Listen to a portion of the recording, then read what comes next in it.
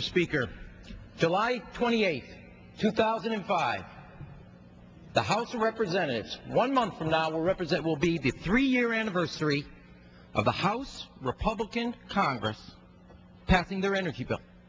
The minority leader who was just here said at that time, when gas was $2.29 a gallon, will ultimately lead to lower energy prices for the consumer and will spur our economy.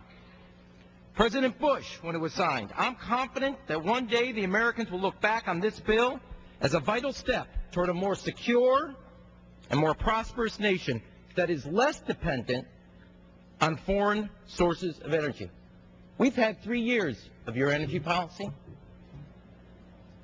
3 years where you promised lower prices and a spur to the economy. By any standard of the imagination, no, by any standard of the imagination, it's a failure. Not because you wanted it to be. You thought it was the right policy. But it was a failure. We have today a policy because we do not believe this is an either-or choice between more drilling or more conservation. We think it takes both. That's why we passed the standards, which you did not, after 12 years in control, to increase the fuel efficiency standards for our cars. The first time in 30 years that was done. You all voted against that in your leadership. Second, gentlemen, yield. I will not.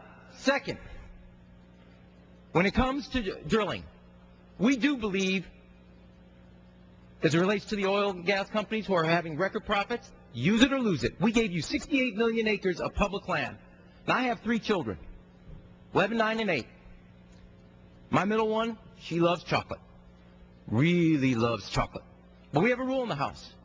You don't get your dessert till you finish everything on your plate. And to the oil and gas companies that want those leases in other areas, you don't get those leases till you finish what's on your plate. Can I have an additional half hour, 30 seconds? The gentleman from Illinois is recognized for 30 seconds. So see what we've done here. Not only have we given them 68 million acres with record supply of both oil and gas, you, the taxpayers, because they refuse to agree to this, give them $14 billion, that's the oil companies, to drill out of your money. $14 billion. They all voted against rescinding that and putting it towards alternatives. You give them $14 billion. You give them 68 million acres of public land. And what's the policy? $4.08 a gallon of gas. I say it's time for a new direction. More conservation, more drilling, use it or lose it.